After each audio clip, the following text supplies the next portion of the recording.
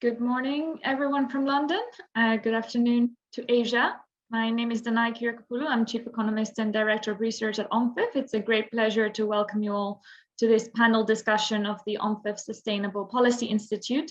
We will be talking today about establishing metrics for biodiversity and the ecological transition, which is a side of sustainability that has risen up a lot in the agenda of policymakers, of investors. We have seen climate change dominate the discussions before the pandemic, and the pandemic, I think, has sharpened awareness of how we cannot put climate in one bucket and the environment and biodiversity in different buckets. We have to think about sustainability holistically. So very pleased that we are having this discussion today and talking specifically also about metrics for biodiversity and data and how we can channel investment into nature. So very pleased to have a panel of experts to talk to us about this. So we have with us Simon Zadek, Chair of Finance for Biodiversity, Katie Kedwards, Policy Fellow at the UCL Institute for Innovation and Public Purpose. We have David McNeil, Director of Sustainable Finance at Fitch Ratings, and Jinpeng Zhang, Chief Rural Development and Food Security Thematic Group at the Asian Development Bank. Welcome to you all. So we'll start with some remarks from all the speakers, and we'll have a little bit of a discussion among ourselves. And then throughout the panel, please do send through your questions to the Q&A function, and we'll come to those as well for the end of the panel as well. So we'll make sure we have enough time for questions, and it'd be great to hear from you as well.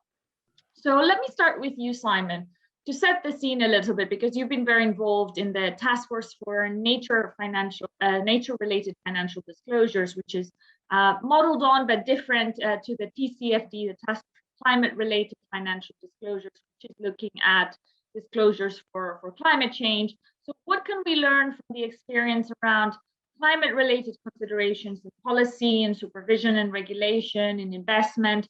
What is different with nature? How should we approach it differently? What can we apply from what we've already learned? Thank you, Danai. And I think ONFIF's decision to run this session on nature is very timely as we sort of begin to move up the innovation curve in this space very quickly. It probably sounds a bit frivolous to say nature is the new climate. Yeah, probably not a great strap line, but it sort of is a little bit, in that we're seeing nature-related risks and its relevance to different parts of the financial community and obviously the broader regulatory community rapidly kind of hitting that upswing in the innovation cycle.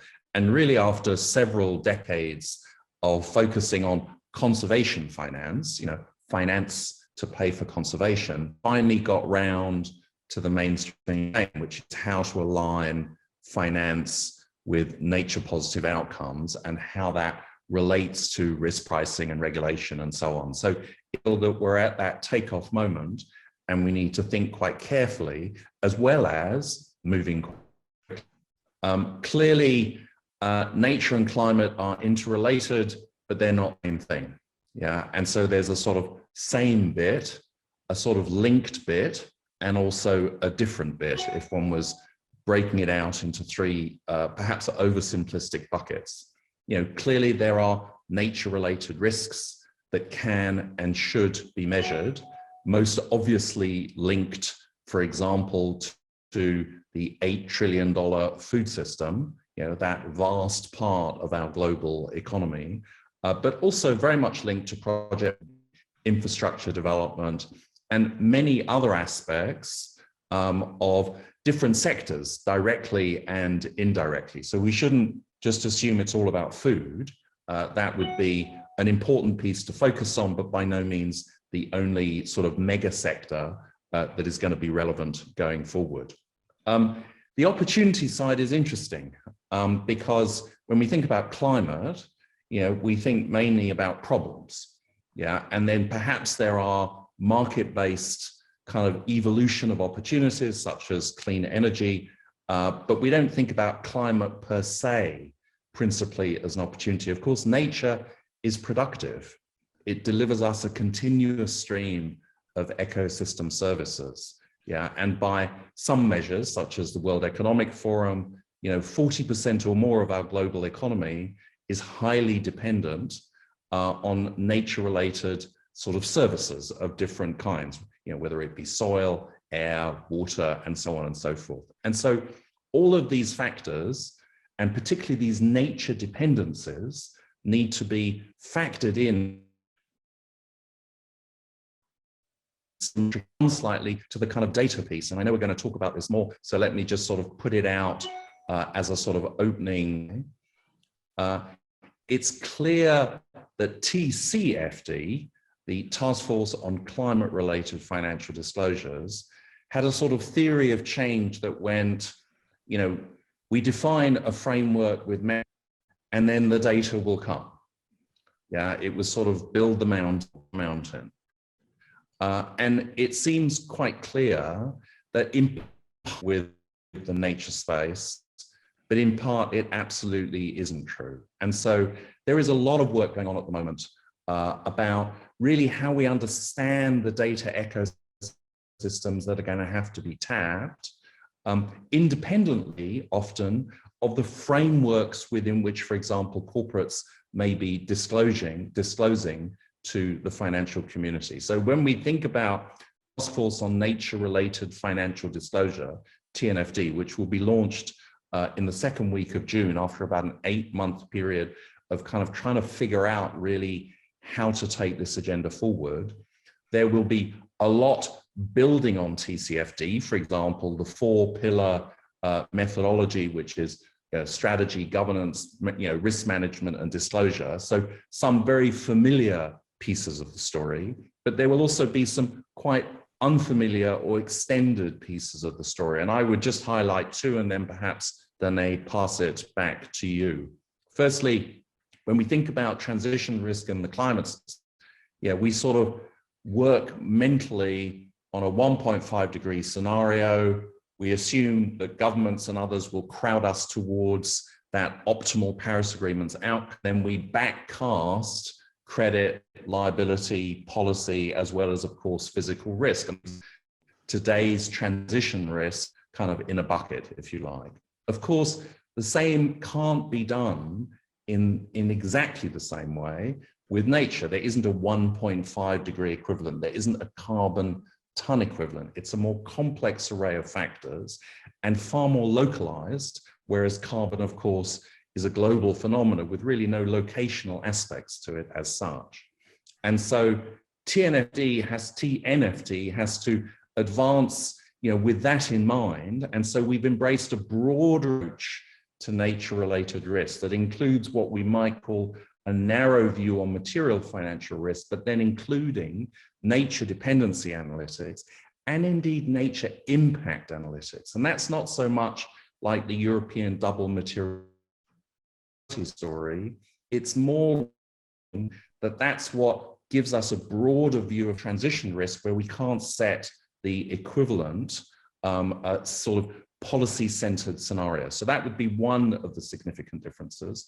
And then the second significant difference is really in the data space, which we'll come back to in discussion, that 6 years on from the TCFD starting, so quite independently of nature, of course, the investment community is getting more and more so much from the corporate community through traditional disclosure mechanisms, but third-party data access. The huge ecosystems of large-scale data sets powered by AI in a variety of different ways means that the investment community is accessing a much wider ecosystem of data. And that, of course, is very relevant in the nature space, where much of the originating data is in fact coming from public sources often, large-scale science-based data, as well as obviously increasingly sophisticated private players. And so the investment community will be looking at frameworks and metrics that TNFD is developing, but actually not always and only looking at corporate disclosure as a basis for accessing that data and building it into its risk pricing. So perhaps with that, Danae, I'll pass it back to you. Lots of interesting comments to come from the panel.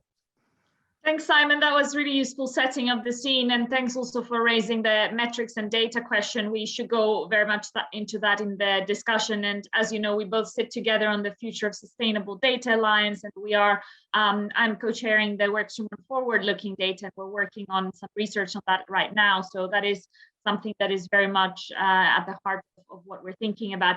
Let me pick up from where Simon left and turn to you, Katie, because Simon was talking about transition risks and physical risks, and how it's very different in the case of biodiversity and nature, the way that we think about risks. And I think I got a little bit stressed hearing him speaking, because we've not really sorted out the way that we address climate risk and model it. And now he's saying that with biodiversity and nature is even more difficult because of all these local contexts, etc. So how do you think the risk frameworks are? What are the challenges in estimating biodiversity risk compared to the frameworks that we have for climate around the physical and transition risks and scenario analysis and so on? Thanks very much, Danai, and thank you for having me on this panel. Yes, I think my comments really follow on quite nicely from what Simon was saying about the need to think more about data rather than metrics. I guess my comments today are going to be drawing insights from a working paper that I published with my UCL colleagues last year, which really tries to emphasize the point that even if you manage to generate this great body of data, using those data points to then estimate the precise financial risks that might result is actually an exercise fraught with a lot of complexity and a lot of radical uncertainty. And this kind of insight, we think, means that financial institutions, financial policymakers may need to take a slightly different mindset when they're constructing processes, procedures, and policies in order to manage these risks. It may be less about waiting for precise financial estimates of risk and more taking interventions in advance of having full certainty, or even a sufficient level of certainty about the nature of risks in question.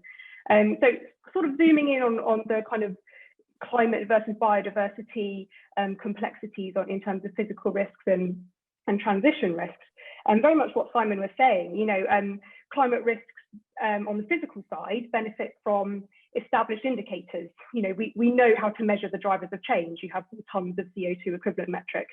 We know how to measure the overall outcomes. You have this global mean average temperature change metric.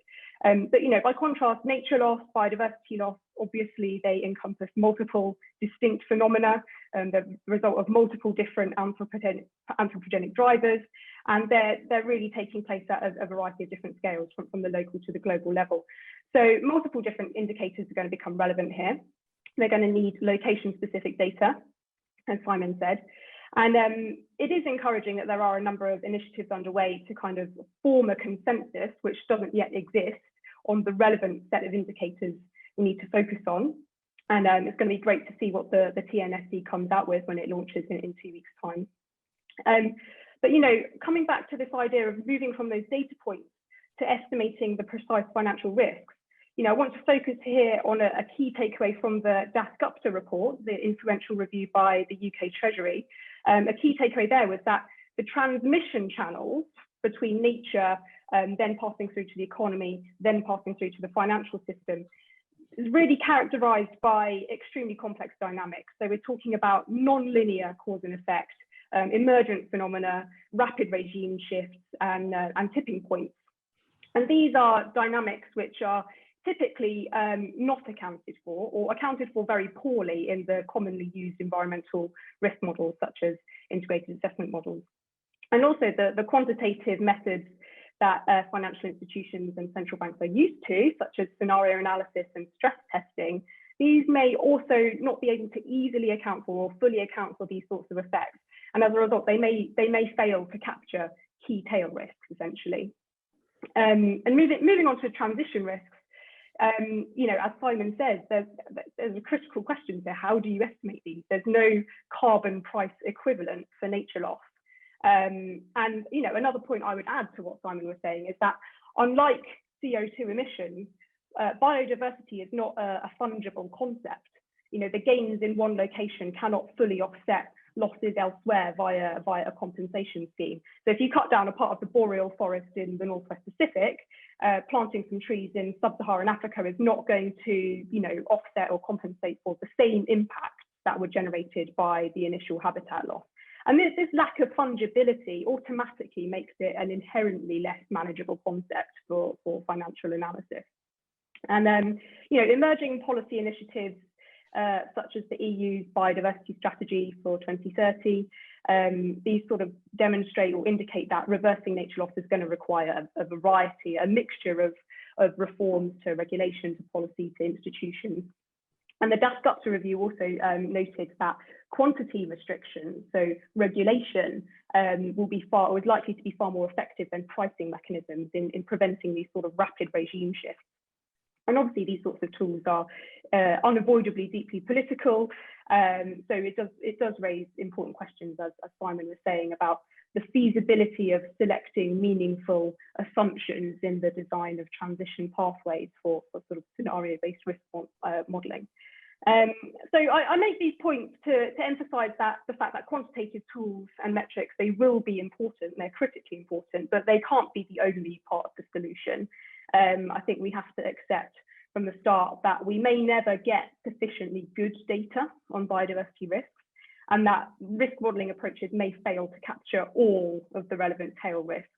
So while these quantitative tools are important for exploring biodiversity risks, I think by themselves, they're not going to be sufficient to manage them.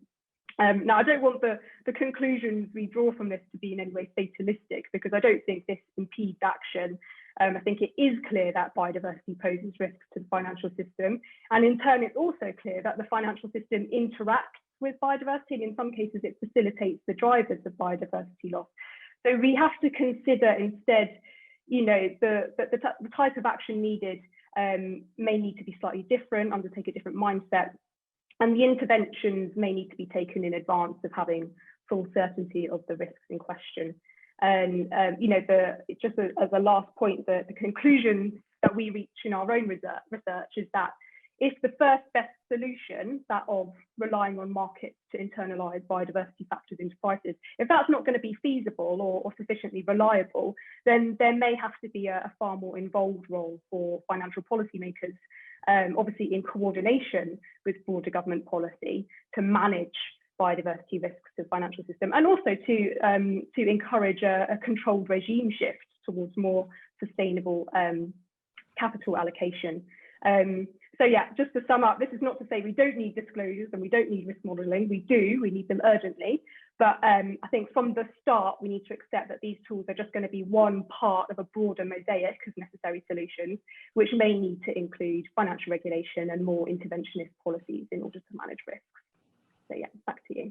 Thank you, Katie. And yes, I think that point about whether we have sufficient tools and information and data is very important, because I think you made the point yourself that is a trade-off between having the sufficient tools and the risk of inaction, and how do we balance those. And thank you also for raising the question around the impact of biodiversity on the financial sector, but also the interaction. And I think Simon touched on that as well, saying it's different from the double materiality concept that we have in climate, but there are clearly parallels.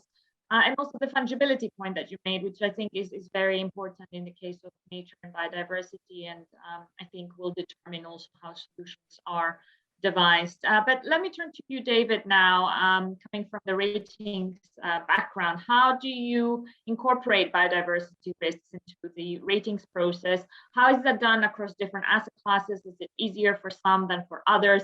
How do you reflect on the things that Simon and Katie said about the metrics versus data question? How does that fit into the ratings process? Yeah, thanks, Danny.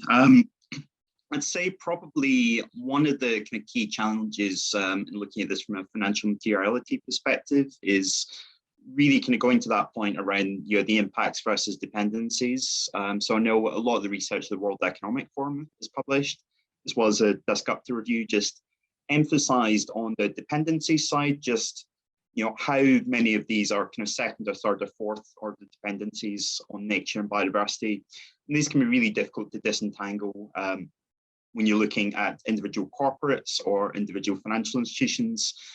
So I think there's a tendency in terms of financial materiality of biodiversity to focus much more initially on the impact side of the equation. So for example, we've recently published a series of reports called ESG and Credit, where we look at thematic environmental issues across all the asset classes that we rate, whether that's corporates, whether it's financial institutions, structured finance, public finance, or sovereigns. And we look at some of the potential financial transmission channels from these ESG topics into an actual credit impact. So probably in line with what you'd expect, in most cases, in most issuers, most asset classes, there's fairly limited direct credit impact at present. So on the corporate side, we see land use and ecological impacts in the supply chain being an issue that's scoring as 3 in our 1 to 5 ESG relevant score framework. 1 being issues that are irrelevant from a credit perspective, 5 being issues that are directly influencing rating. So this suggests that a lot of these topics are credit relevant at present, but they're being managed in such a way as not to impact on the credit profile of the issuer, whether that's a corporate or another type of issuer. So I think, there's some specific examples within that of, say, food and beverage processing companies where we see elevated scores driven by, for example, EU insecticide regulation, higher operating costs there. But in most cases, these are kind of emerging and kind of latent risks for a lot of these corporates that we're rating. I think the kind of wider question is whether shifting market sentiment, better data on nature and biodiversity risks, whether this could actually shape refinancing risk longer term. There's obviously been the example of Nordea Asset Management divesting from JBA, the Brazilian Amazon, over kind of deforestation and land use concerns. And we have actually kind of produced quite a lot of research looking at financial institutions and their lending patterns, the extent to which screening and engagement on biodiversity and deforestation issues is applied there. I think you also see investors such as CalPERS, New York State Retirement Fund, the Norwegian Government Pension Fund, increasing their engagement on soft commodities in particular and biodiversity risk there. But in general, nobody's really kind of divesting on the basis of these topics. I think what we're likely to see much more in the next few years is the growth of investor coalitions, similar to what we see in the climate side, where they're kind of using kind of engagement as a tool to kind of press these large food producers in particular, but also consumer goods companies, other kind of nature-related corporates towards kind of improving their traceability, improving the kind of sourcing processes, improving overall data. So retailers obviously can use their buying power to kind of press other aspects of the supply chain towards kind of better environmental management practices, towards certification. But we do see, for example, on the palm oil side, a lot of Western European banks, for example, have signed up to, for example, the Soft Commodities Compact, the New York Declaration of Forests, the Roundtable on Sustainable Palm Oil. But then those initial producers that are kind of seeking financing from those banks generally can get that elsewhere from smaller APAC regional banks. So I think there's a need for, as Katie mentioned, a kind of coordinated public policy response. So sovereign governments obviously are a key part of this, but then engagement is a big challenge from a fixed income investor perspective. Aside again from the example of Nordea and a number of institutional investors engaging the Brazilian government over deforestation, that's largely quite an isolated case, and a lot of fixed income investors are generally wary of engaging sovereign governments on environmental and biodiversity issues on the basis, these governments are answerable to their populations. So I think institutional investor coalitions will be quite a kind of powerful force for change. But also, I think public policy is a key role to play when you consider, for example, the food industry and the dominance of private and state-owned firms within that. So we have this, as I say, a series of ESG and credit. We're also working a paper at the moment looking at the deforestation value chain and some of the corporates that are active in that, and linked to emerging market debt. So we'll be aiming to publish that within the next couple of weeks. But that will be kind of pulling together some of these different data sources we have on supply chain, sources of deforestation and nature loss, coupled with kind of satellite monitoring of changes on the ground and land use change. Great, thank you very much, David. And we can come back on some of these issues as well. I think what you were mentioning also about investor coalitions becoming more of a trend in the future and your expectations around that. I think what we've seen in our community also of asset owners is very much that move from divestments into more activist shareholder ownership kind of strategies, precisely because there is more availability of metrics, of data, where it's possible to use those to effectively actively manage your investments as opposed to blanket divestments. And it's interesting that you think that is going to be the case in the biodiversity risks and investment space as well.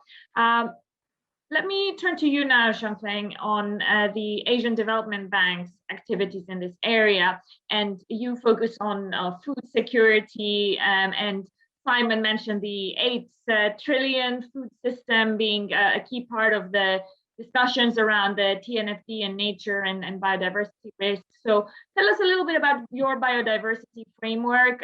What do you think are the opportunities for biodiversity financing, and also any reflections on what we've been discussing so far around the questions around metrics and data? Yeah, thank you so much, Kate. Biodiversity conservation very critical for Asia, not just because biodiversity COP15 going to be held in Kunming in China, but also this region has some of the most diverse ecosystems in the world. Right now, this ecosystem under very severe stress. It's very clear this require significant investment in nature and also biodiversity, not only just critical to safeguard the livelihood in the Asia, but also very important to build their climate resilience and also strengthen their mitigation in this area.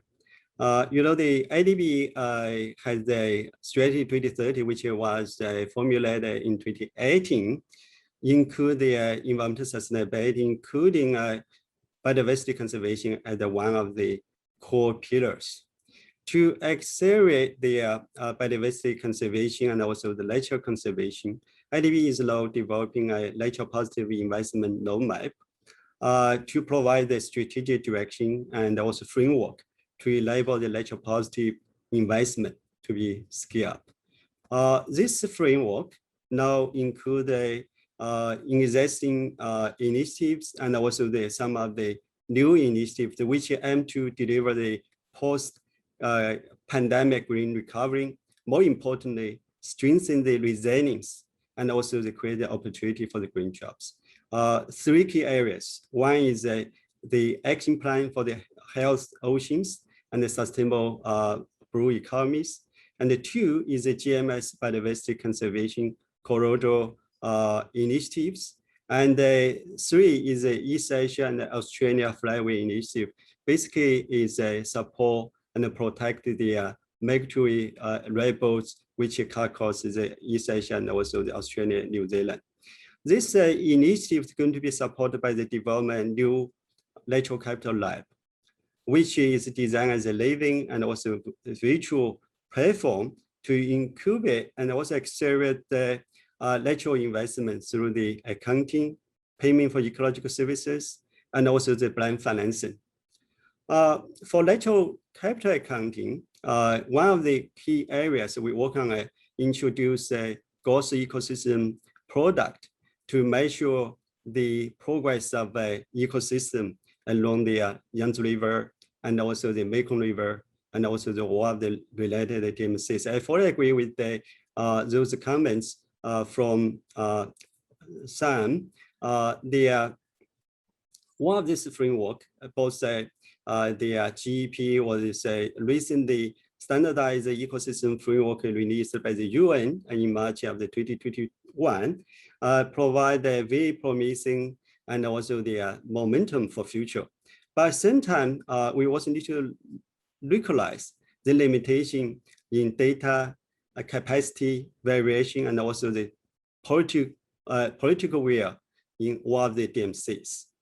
So for future, Diane just mentioned about, together with the Natural Capital Lab, we are now establishing a digital platform for marketplace platform with a focus on sustainable food system.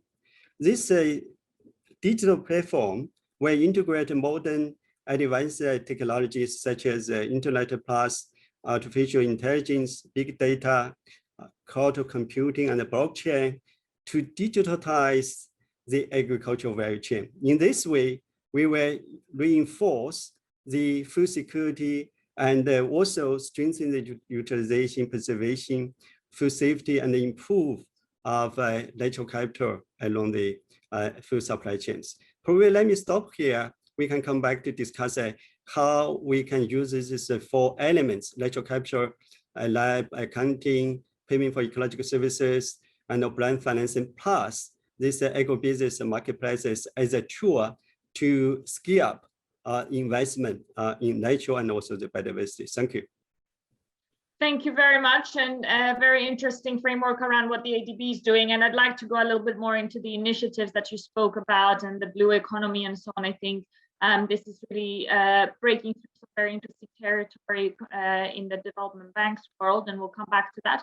At this point, to invite our audience to submit your questions through the Q&A function. You can also vote for the questions that you are interested in being answered that others ask. So very much welcome your input and your interest there. But let me start perhaps with some questions myself, building on what has been said so far. So starting with you, Katie, and Jinfeng spoke just now also about the investment side. And I think one of the challenges with biodiversity investment is that you don't have the same framework around returns that as you may have with some other more mainstream investments. For example, if you're investing in an infrastructure asset and you know that you're going to have a stable set of returns through the use of that infrastructure. But in the case of biodiversity, it's more about hedging, which is not as much understood, or there is not the same financial structures.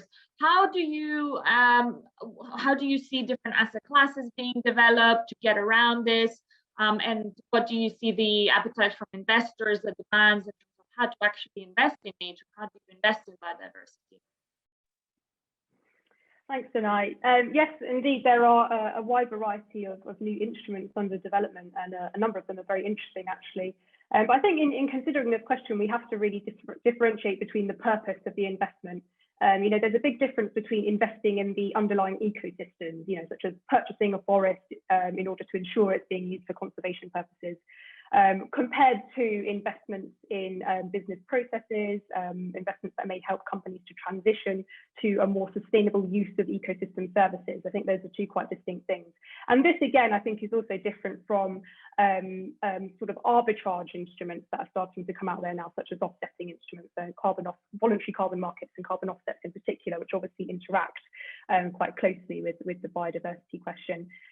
Now, for this first category of investments, conservation and restoration projects undoubtedly deliver economic benefits, such as resilience to natural hazards, carbon sequestration, pollinators, all of those ecosystem services.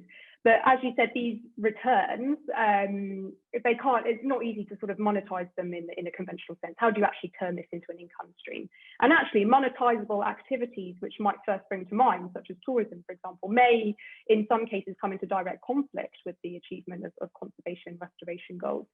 And so given these benefits are in many cases public goods or part of the local commons or the global commons, I would argue that the role of private finance in supporting nature protection in these particular sorts of investments is far less clear than it is for climate mitigation. And we may have to be quite careful in how we structure these sorts of financial instruments.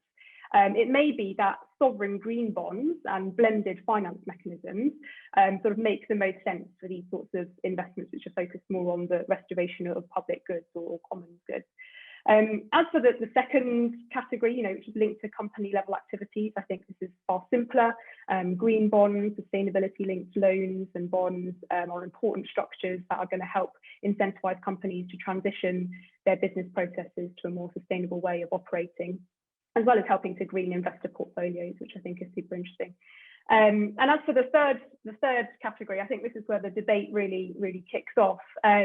There's been quite a lot of talk recently about voluntary carbon markets and offset instruments in general, given the emphasis on avoided deforestation and reforestation as being the ideal projects of financing in voluntary carbon markets, these are obviously going to interact with the biodiversity crisis. And proponents of these schemes often quite blindly talk about the increased biodiversity co-benefits of these schemes without kind of really digging into what that means. And I think sometimes this claim can be quite a strong assumption which needs to be challenged. The academic literature actually reports a very poor track record of using offset type instruments to enhance biodiversity and ecosystem health. One global review found no evidence of successful outcomes in forested environments in terms of achieving no net loss of habitats and species. That was a study that was done over a number of decades. So it's worth remembering that the science of ecosystem restoration is actually still in its infancy.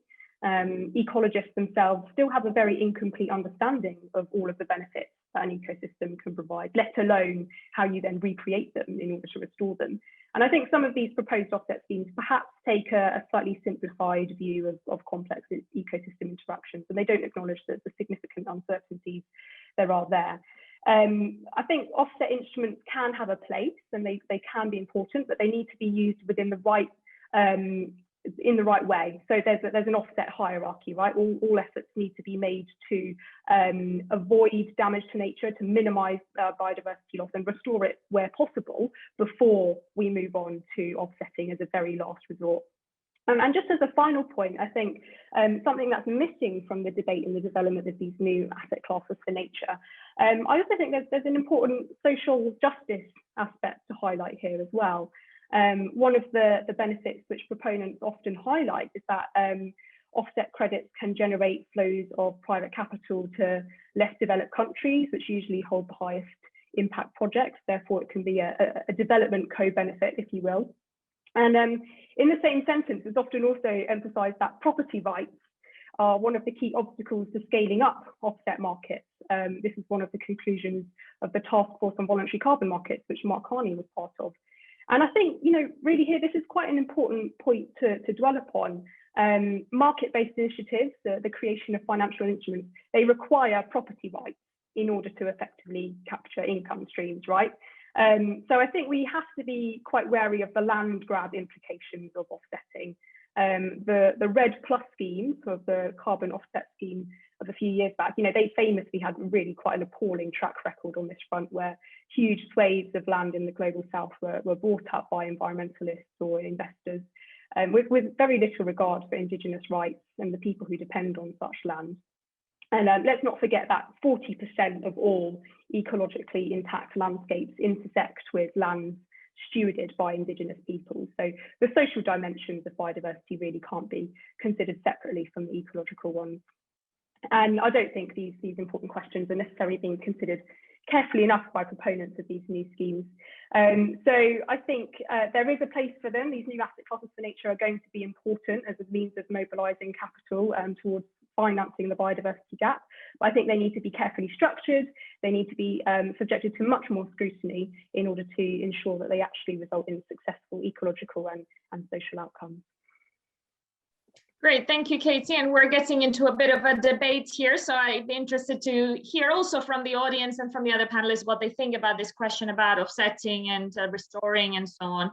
But I think it is a valid point. The next journal of the Sustainable Policy Institute is focusing on the just transition, and we are thinking about these questions of rights in developing countries, the different ways of impact. And I think, yeah, it's definitely something that is very complex. And as you say, there is no shortcut, there is no easy solution. And it's something that the science is in its infancy, and very interesting to hear about these studies and what they found. Let me turn to you, Jinfeng, now to ask you a little bit about the ADB's experience in the Blue Bond framework, which is something that, what have been the lessons that you've learned from that? What are things that you think other issuers and investors in the room may learn from that? And there is also a question in the audience specifically to you about whether you're planning to launch any new initiatives at the Biodiversity Summit in October in Kunming in China. Yeah, thank you so much, Dan. Yeah, associated with the Blue Bond, then IDB probably is the first bank in the world to launch a framework specific to ocean health investment. which I announced 2019 in Pacific Island. We are focused on 3 key strategic areas based on the ADB competitive advantage and also their DMC's demand. One is marine plastics waste management. 2 is coastal resilience. 3 is ocean finance and also the blue economy. Of course, we also support the member countries make some traditional ADB investment, for example, sanitation, wastewater, port, sustainable port management, which is make their infrastructure more blue. To grow the market to support this investment, ADB is now working towards ensure the first blue bond. During the process, we observed the 2 key lessons. Probably right here, I want to share with one of the audiences and also investors. Number 1 is the sort of the lack of harmonized and detailed standards to get the blue investments. Sometimes even confusing how to define the green or blue, right? So from the ADB end, we adopted the one ADB approach, not just the environmental thematic group right work on it. We also involve like a water sector group because we think the source to ocean, the landscape approach, very essential. For example, in the Yangtze River Basin, I'm talking about mountainous areas in Kunming, which could host the biodiversity COP this year, and then to the coastal area like Shanghai. We need to ensure we make it a sort of integrated ecosystem as a sort of a framework to develop our interventions, have a master plan, have the most framework investments, and also the policy interventions. So in that way, one of these sort of the interventions from the upstream, not necessarily cause selective impact to the ocean, but more importantly, to develop their more sustainable financing mechanism to protect the ocean. This is number 1. Number 2 is also very important to work with open sector group. The open sector group essentially circular economy, plastic waste management, solid waste management, garbage management. One of them also associated with the blue economy in the ocean. The third one is, of course, is the area where I work very closely is a sustainable food system, because at the end of the day, fishery, aquaculture, one of them is a livelihood for the ocean area and also for the farmers. So I think in addition to those financial specialists, I think those specialists from these 3 key areas are very, very important. We work together with the environmental specialists to design their framework. This is number 1. Number 2, we cannot forget, like Katie said, elaborating condition that yet were established for blue bond or the ocean health and many others. If you look at this 5 category of a ecosystem preservation, is a sustainable food system, ocean health, sustainable forests, and also wetland protection. And then again, in the city, we call it the sponge city, open and natural, the sponge city. One of them probably right now, as far as I can say, in terms of the return on investment, a little bit higher in the sustainable food system. But for the other areas, still far, far low to develop their bankable project. That's why the natural capital lab is so essential. So there's a second challenging, I would say, very important to link the natural capital lab with the further development of the pipeline. For the ocean health, for example, without the accounting, without their mechanism for the payment for ecological services, shift those harmful subsidy to the payment for ecological or environmental services, and also introduce effective blended financing grant plus the lending is so hard to design the bankable project for the ocean. So that's why we rather develop the natural capital lab along with the blue bond. Thank you so much. Thank you. We have quite a few questions coming in, so let's try and keep the answer short for now to make sure we get through all of these. But let me turn to you, Simon, to reflect on some of the issues around the data and the metrics and the projects that Katie was talking about, and also just your thoughts about how we can get over the problem of data, because, and Katie mentioned it as well, that it's often used perhaps as an excuse that we don't have sufficient information. How much progress can we actually make? Are there any quick wins? Are there some easy things that we can already do? Because a lot of the questions are about the metrics and the data, and I'll come to those as well. Thank you. Yes, thank you very much indeed. And I will try and keep it short. So you know, I echo Katie and other people's comments that it's all terribly complicated. And I also think that's being used as an excuse. There's absolutely no reason why every financial institution, you know, can begin to get their handle around nature-related risks now. And evidence of that is clear when you look at, you know, companies like Rabobank that are deeply vested in the ag sector.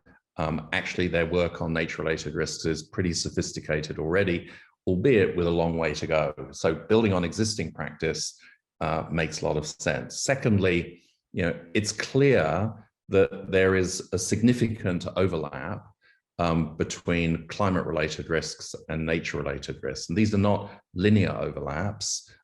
They can be fairly complicated, but there's no doubt that for those that are already working on climate-related risks, that allows a segueing across aspects of nature-related risk. And tomorrow, in fact, Finance for Biodiversity will put out its first piece on the climate-nature nexus, specifically targeted at what is relevant for investors and financial regulators. And I think we'll see a huge body of work beginning to emerge in that space, not so much on the science side, but drawing on the science side and sort of essentially continuing the line of argument, you know, start where you are.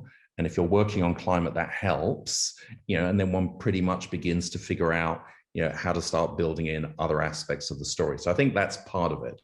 Secondly, on the data side, you know, I think the point has been made by my colleague panelists, you know, that digitalization is somewhat of a game changer.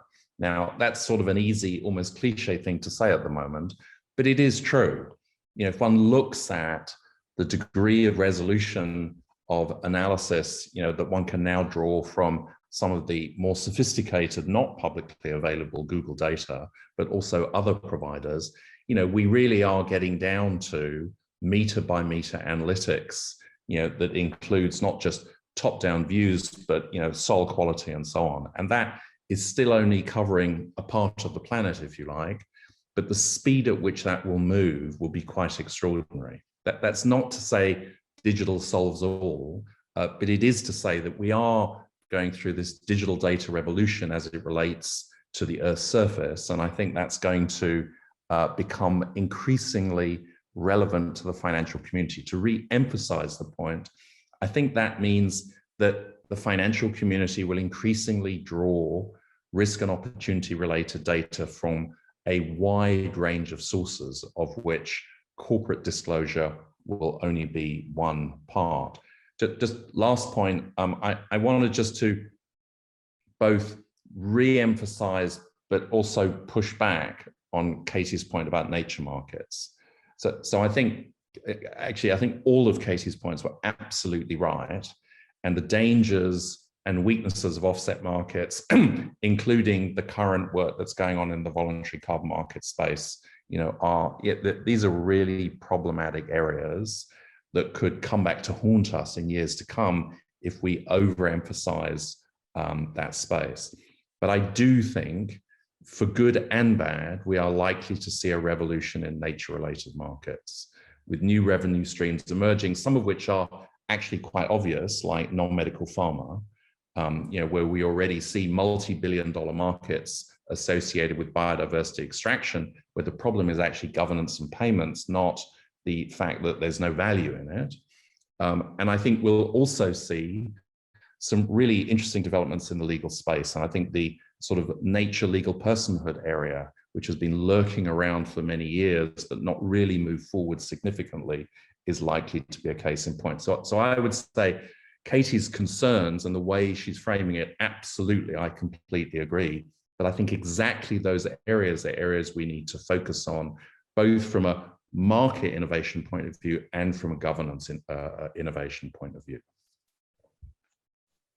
Thank you, Simon. Yes, a lot of work to do in that area, and maybe we should be inviting the lawyers and the others as well in these discussions going forward. But let me turn to you now, David, and we have a question from Jan Lee, who's Sustainable Finance Specialist at the WWF, asking to go deeper into what we mean when we talk about metrics and how we should prioritize them. So she's suggesting that we could think about metrics to measure risks, so loss metrics, exposure. There could be metrics to value and nature and biodiversity, so that we can integrate those values into reporting. What do you think are the most pressing ones to mobilize the transition and support and protect biodiversity in nature? Yeah, I think it's a great question. We discussed the differences between kind of metrics and data in the context of biodiversity. And I think, the kind of easier part of the puzzle is, the kind of upstream data on, land use change, species loss, changes in species richness, with generally, very good kind of scientific data that's out there. I think the challenge is apportioning impacts, whether that's at the corporate level, whether it's at individual corporate assets, or whether that's, debt instruments, how you relate this back to individual impacts on the ground. And the point was raised that these are very localized impacts. They're not really amenable to standardization in the way that for example, we can normalize tons of carbon per million dollars of revenue. This is very much going to be context-based reporting of impacts. So for example, one of the approaches that we've taken to that is kind of pulling together various different bottom-up and top-down data sets.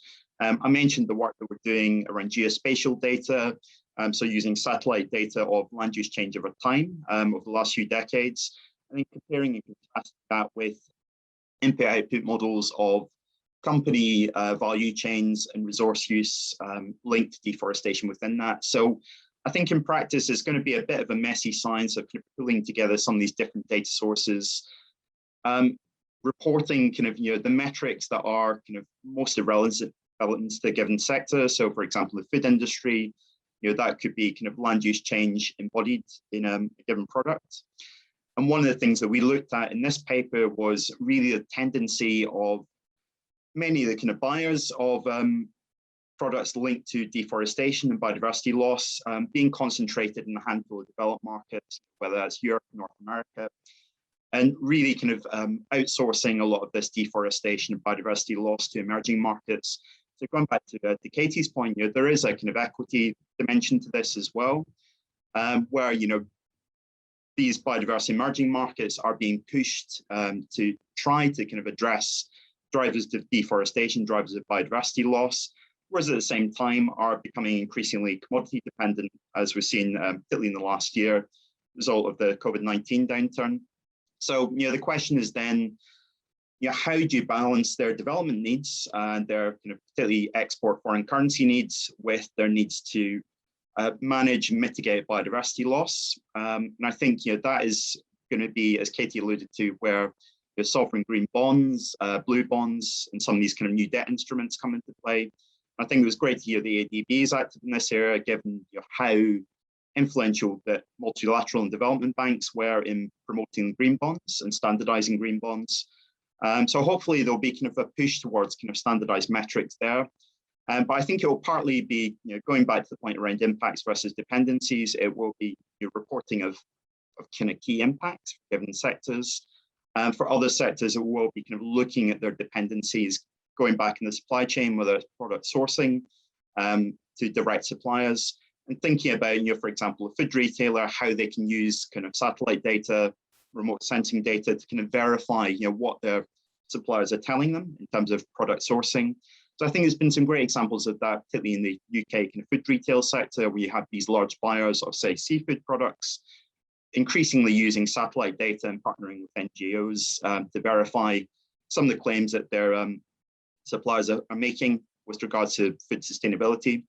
And I think the other aspect to it, and Simon alluded to this, is the access to the data is just massively improving all the time. So I think you're going to see a lot more shadow reporting of impacts for the likes of NGOs, just as that data becomes more widely accessible and these types of organizations can get access to it.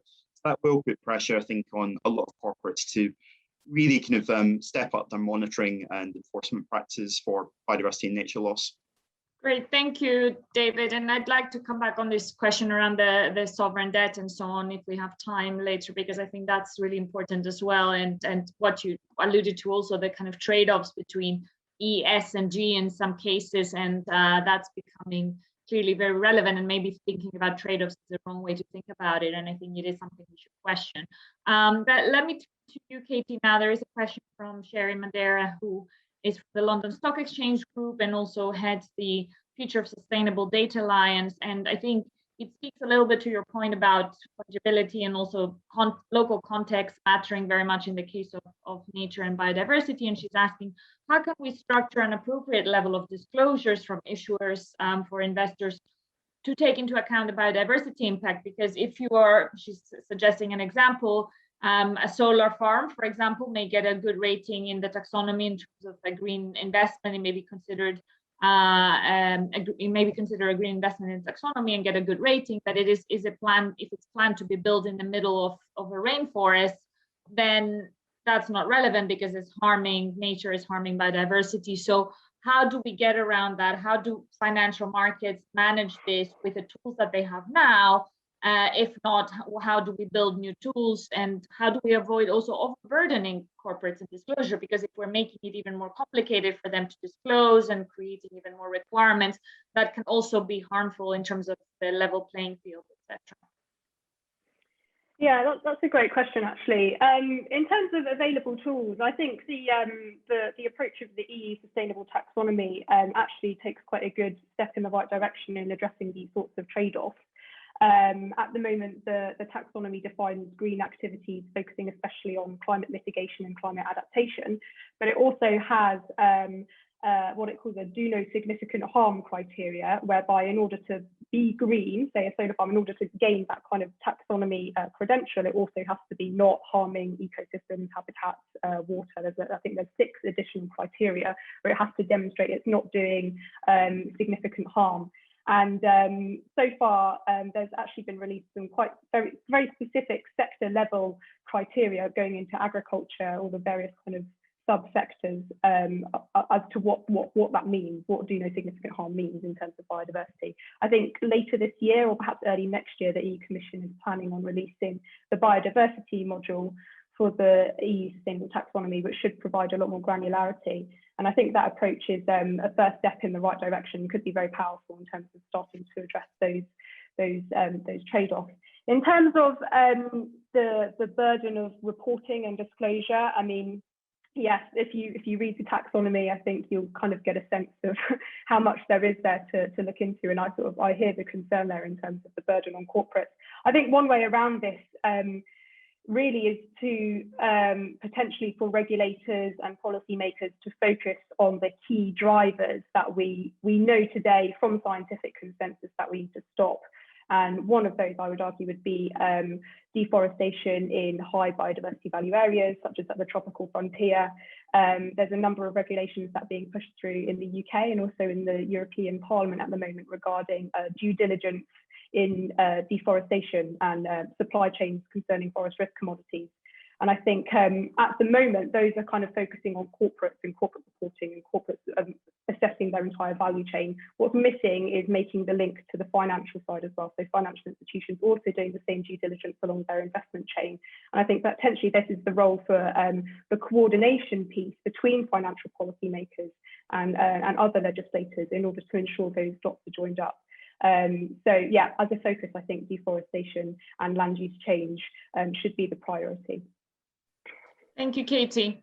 Let me turn to Xinfeng now, because there's a couple of questions on the ADB specifically from Vinay Sharma at Accenture, asking about what are the ADB and other funds doing to give quality rating and set standards for financial institutions and local banks, as the rating environment around it is vague. David may want to comment on that as well later on.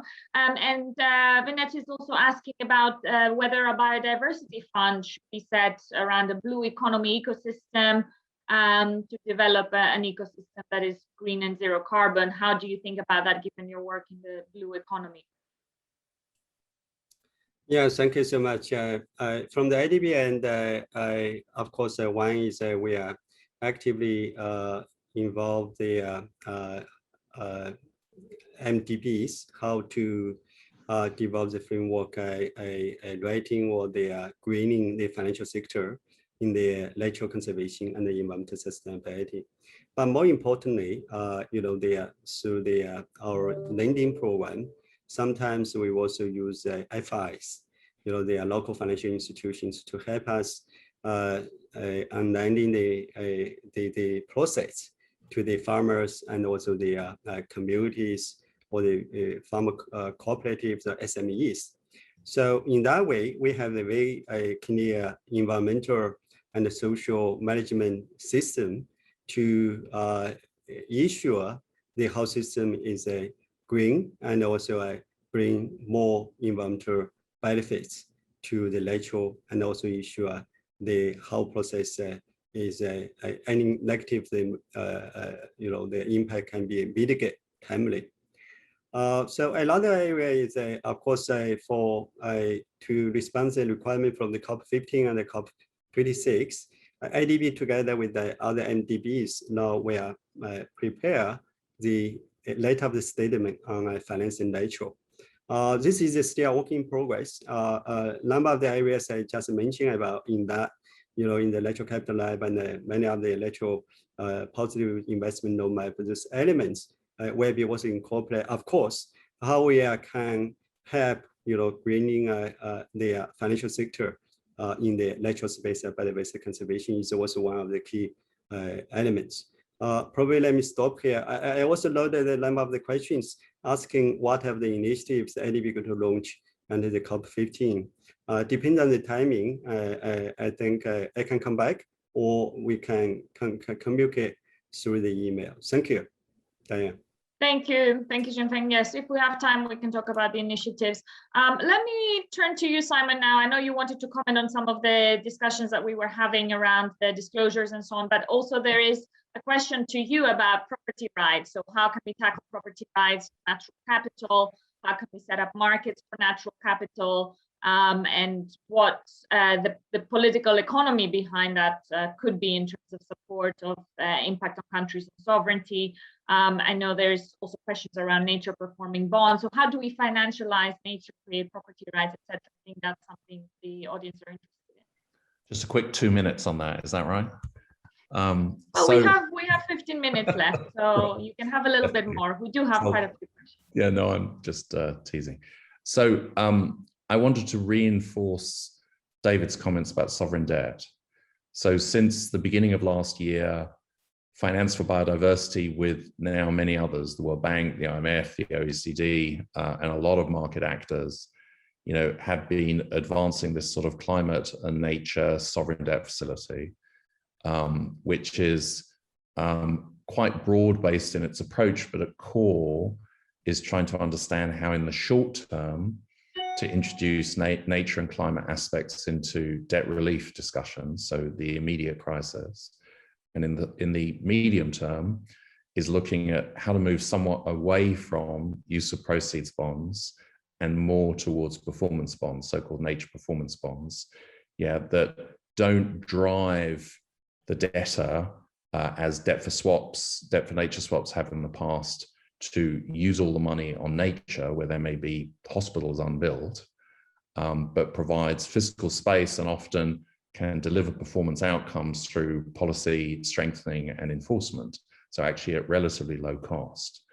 And I think this space is going to get more and more interesting as credit rating agencies, we're currently working with S&P on that, begin thinking about how to move beyond sort of KPI-linked bonds and really begin to embed nature risk into sovereign debt markets at a more systemic level.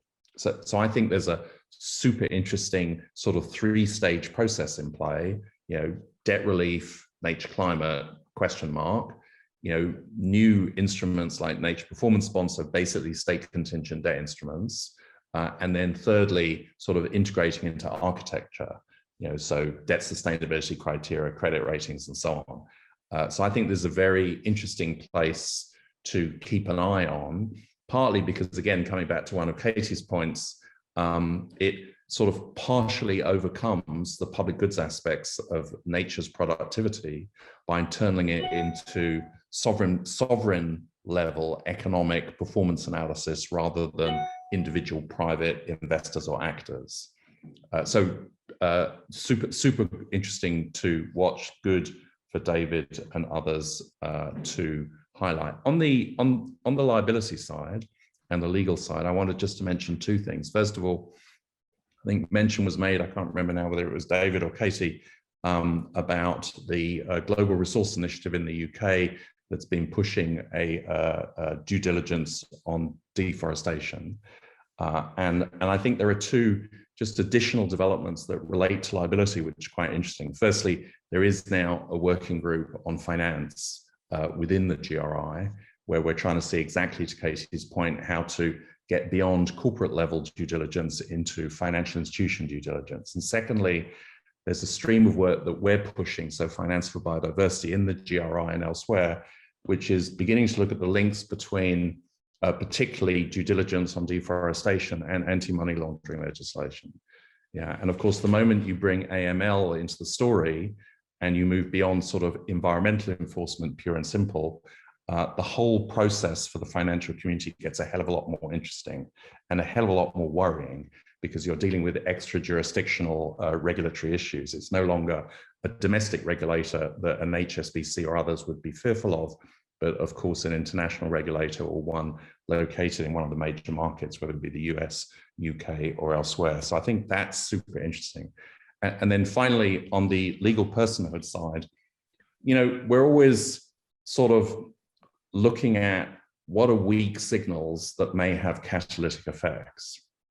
Yeah, and so obviously we look at all sorts of things like traditional approaches to environmental liability, you know, as ways of trying to get a handle on kind of global commons problems or local commons problems as well.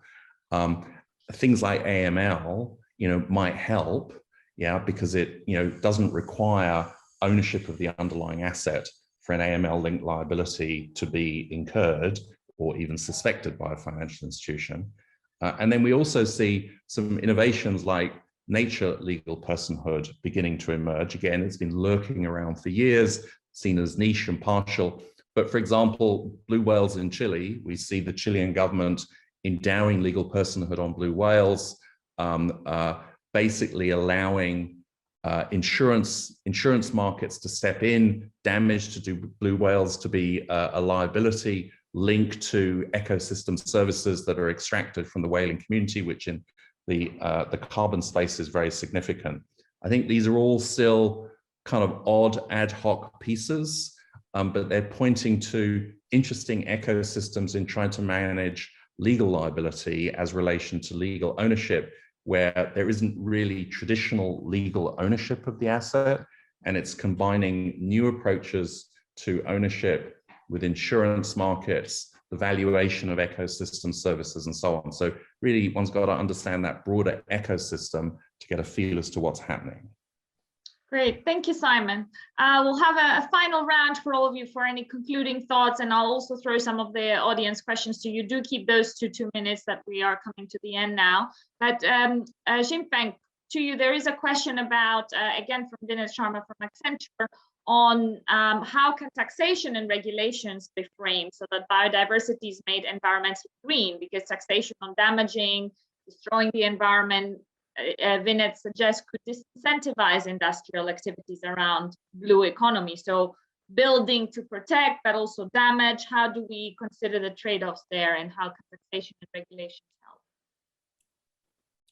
Yeah, thank you so much. Of course, number one of our panelists have a very great insights. You know, incentive are very important. Introduce a payment for ecological services is important, but we cannot forget, you know, particularly like right now we are post a pandemic. You know, many of the Asian people, you know, particularly developing countries like Bangladesh in India, many of the rural people, they are lose a job, and they sort of reverse migration. They move from the urban to the rural area, and then the rural development, food security, Hangle law become this a top priority for many of the countries. Now, of course, the address the biodiversity laws climate change was top of the agenda for the green and the resilience. So the question is, this year we have the three elements, the three important events. One is the Sustainable Fuel System Summit in New York, and then the COP15 in Kunming. And then after that is the COP26 in UK, where you guys stay. Now the question is, in this world, we not yet up to that stage really discuss about the food, nature, and also the climate alignment. When we're talking about, this climate change biodiversity, it seems that many of the people are really very much focused on small farmers and also rural community, what they need, how they address their livelihood. So I think the integration of this agricultural policy and also the payment for ecological services in the biodiversity conservation, very, very critical. Of course, we cannot forget, this sort of the adaptation and also the mitigation. So I think this is the area all of us need to think and also discuss more in the future. Let me stop here. Great, thank you very much, Yingfeng.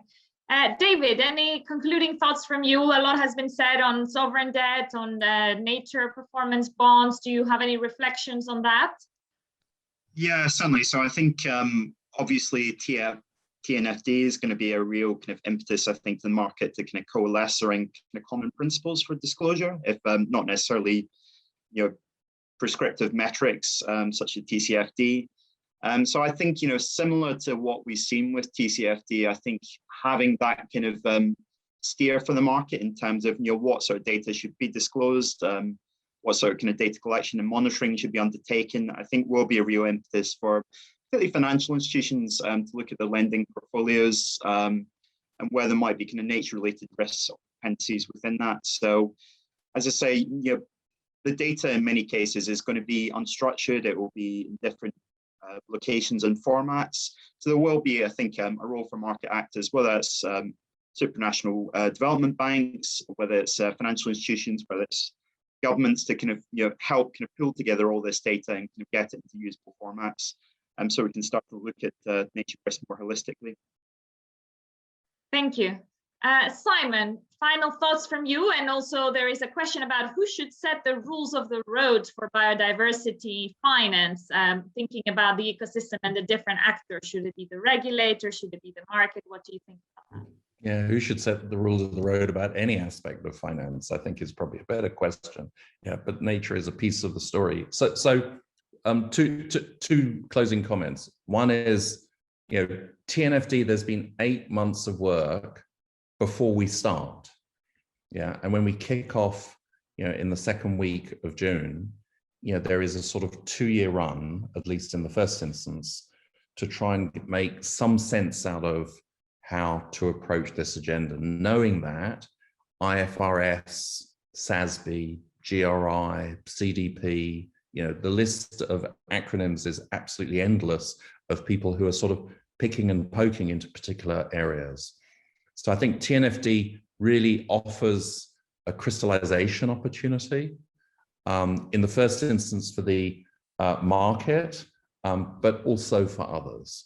Yeah, and I would encourage us collectively to give as much space and support to TNFD as we have to TCFD. And then secondly, on the regulator side, I guess, the reality is we will have emergent regulatory action. So NGFS, historically focused on climate and in fact really on carbon, is now doing its first mapping of how central banks might approach the biodiversity space. So I think it's not yet at a point of which body is going to regulate what. I think the first thing is to begin to socialize nature within the more progressive aspects of the financial, regulatory and policy community to first sort of just figure out what it is that we should be thinking about and doing. Thank you very much indeed. Thank you, Simon. And Katie, last but not least, any final thoughts from you? And there's also thinking about the interaction between the different players in the ecosystem. There's also an interesting question from James Baker from the ADB saying that we as ADB have collected data, but what we're struggling with is establishing a unified baseline for collection, modeling and reporting. How do we do this in a way that matches the needs of the investment community. So usually we ask it the other way around, investors kind of demanding from the data collection and so on. When we do have this baselines, etc., how do we tailor them to match investors' needs? Gosh, that's a big question to end on. Well, I'll just respond to Simon's thought briefly in my closing statement. I think just responding to this point, it's going to be developing an understanding within the whole ecosystem before we kind of designate who's responsible for what. But I just wanted to finish on the final point that, there's been a lot of pushback where people are saying, central banks, biodiversity is way beyond their remit. It's, mission creep for them to even be associated with these, think about associating these risks in their own operations. What I would say is, obviously, no one's saying central banks need to take a lead on biodiversity policy. That obviously needs to be the remit of government. But it's also true that any kind of biodiversity strategy that governments come out with risks being undermined unless private finance, the roles and dynamics of private finance also brought into alignment with it. And that's where I think financial policymakers have a role to play. On the last question, I don't think I can sum that up in a couple of sentences, I'm afraid. But what I will say is, in this panel, we've spoken quite a lot about data and metrics. What we haven't had a chance to talk about is also the power of qualitative approaches to understanding risk and being able to use data qualitatively in order to make decisions. And I think the due diligence point that we touched on at the end there is really important here. Engaging with clients, monitoring processes, committing to transparent reporting, and using engagement as a tool for qualitatively understanding what's going on biodiversity side in terms of counterparties. These insights are really useful in order to strengthen decisions made for investment and lending strategies. And my final point would be that on this point for new asset classes for nature, like Simon said, rightly or wrongly, they are the new growth sector. They're going to be here to stay, and they're probably going to grow exponentially. My final point would just be, I think there is a really crucial role here for regulators and financial policy makers to play to ensure that they're part of the conversation in the development of these new instruments, to protect against greenwashing, to set robust standards that will make these instruments credible and effective, and to ensure that they adhere to the principles of a just transition. Thank you, Katie. And I think the point you raised also about central banks, really very relevant to our community of central banks in our membership. They are thinking about this quite a lot. I think some of them do consider it mission creep, as you say. I wouldn't say that applies to all of them. And I think it is something that they eventually probably will move into. But I think it's also a case of pragmatically managing the expectations at the moment, and we don't have enough time. So I think it's those considerations. But we will be putting a paper out by two of our network from the IMF and the LSE on this question around central banks mandates and how they link to their actions in sustainability.